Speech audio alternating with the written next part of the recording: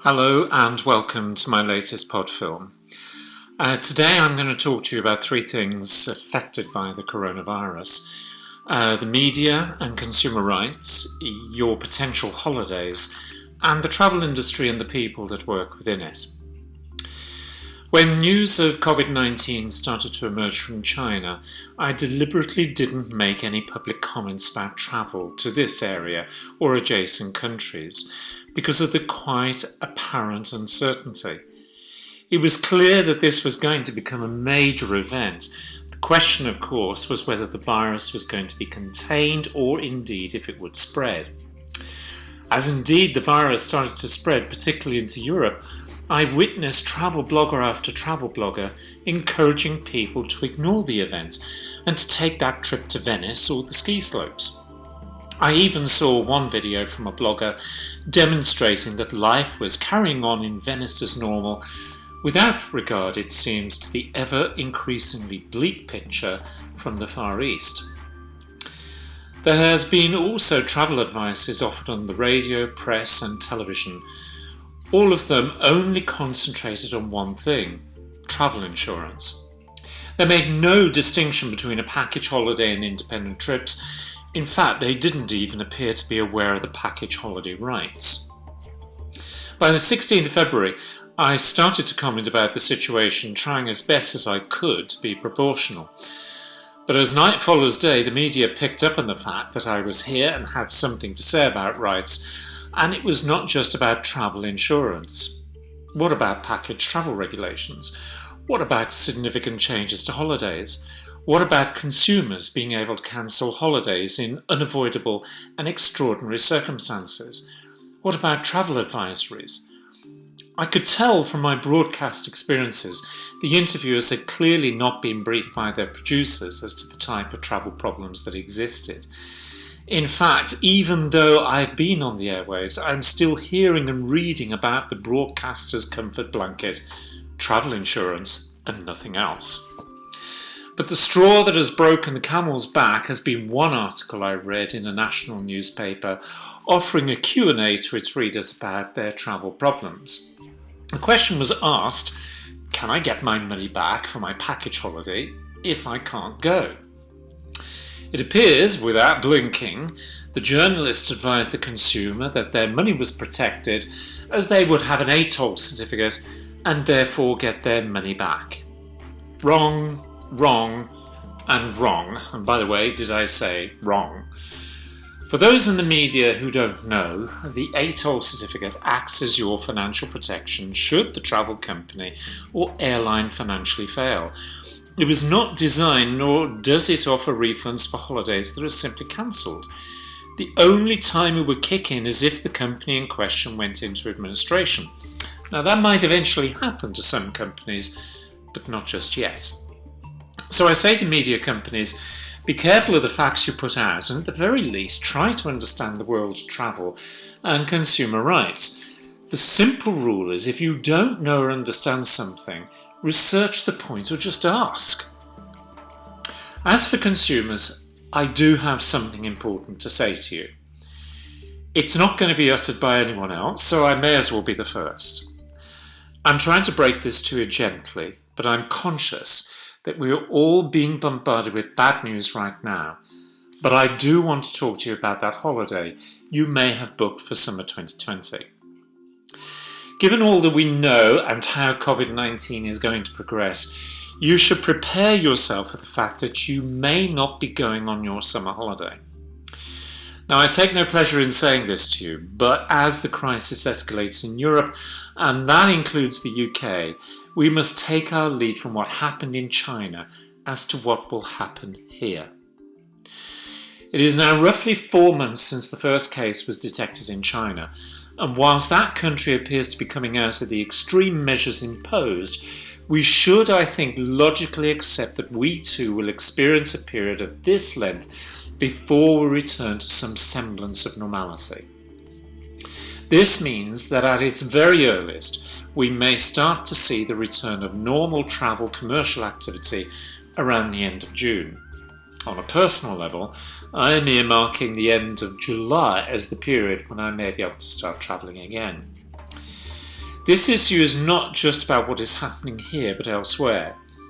I think it is fair to say that in global terms there's been some condemnation of how the UK has so far dealt with the crisis, and this alone may place the UK further behind on the curve than other nations, and indeed those other nations may not have the confidence in accepting British holidaymakers until they are reasonably certain that holiday-making Brits pose a low risk. Another factor relates to how the travel industry is essentially mothballing its operations. It's a fast-changing environment at the moment. It's very difficult to keep up with it. So logically, to restart operations, it is not inconceivable that it would take several weeks to bring their logistics up to speed. My end of July prediction, such as it is, may prove to be a safer bet. So, if the holiday season restarts at the end of July, it may mean that it will not be convenient for consumers because of work commitments. There may be other pressures at play with regards to lost income, for example, or demands from the companies you work for that dictate whether or not you go on holiday. For those of you who booked that trip away, it is quite possible that your chosen holiday may be cancelled well in advance simply because of the restrictions that countries are adding almost by the hour to last for many weeks. Always keep in mind the Chinese experience. If package holidays are cancelled, and indeed most are classified as package holidays, then significant change rights come into play and you will get your money back. If for some reason the travel company is not cancelling the holiday and you are closer to your departure date and it is clear that problems in your destination are not resolved and everything is closed, for example, then with evidence, and I stress with evidence, you too can cancel the holiday and receive a refund. Now, all of these important rights are contained within the package travel regulations, and you can find those regulations quite easily by a simple Google search. A problem arises for those, however, who have booked their travel arrangements separately. In those cases, you would have to head to the terms and conditions for each supplier to see if you could get your money back or indeed to change the holiday arrangements. Now, there may be an opportunity with travel insurance, hopefully purchased at the time of making the arrangements, but if they should refuse your application, then head for the terms and conditions and use the complaints process to appeal their decision. I know it's not what consumers want to hear right now, but I may as well be honest with you all. So whilst all these issues are important, I want to finally turn my attention to the travel industry and the people who work in that industry. I am not just talking about the big companies. I'm talking about the local travel agent, the tour rep, the interpreter, cabin crew, pilots, baggage handlers, people who work in the pubs and restaurants at airports, those who prepare your in-flight meals. The employee supply chain is extensive. I want to say to you all that whilst my focus is naturally on consumers and their problems, I am not insensitive to the issues that face the travel industry. Far from it. I stand in solidarity with you, not just in words, but in thought. The present government appears to believe that the economy of the nation must be protected at all costs, as this is in the national interest. I say you cannot have a healthy economy unless you place as your priority the health of its citizens. It is logical. If you guard the health of the people, you will guard the health of its economy. In a crisis like this, you cannot play with theory and hope that market forces will prevail. Already we can see the UK aviation industry pressing some very loud alarm bells and apparently calling for a £7.5 billion bailout package. Given the desire to have an independent future whilst maintaining a global presence is not perhaps an unreasonable demand and actually makes the recent budget look quite sickly. But it is to the ordinary workers within the travel industry that I say the government must step up and deliver some blue sky thinking. Whilst the industry clamours for financial help, the voice of those affected must also be heard. I've read that the government suggests that those affected by the crisis could apply for the controversial universal credit, with apparently a 5-week wait to discover whether they were successful or not.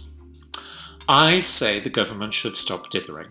Help is needed now, and they should introduce a temporary, unconditional, universal basic income of £200 a week, along with additional qualifying benefits found within universal credit.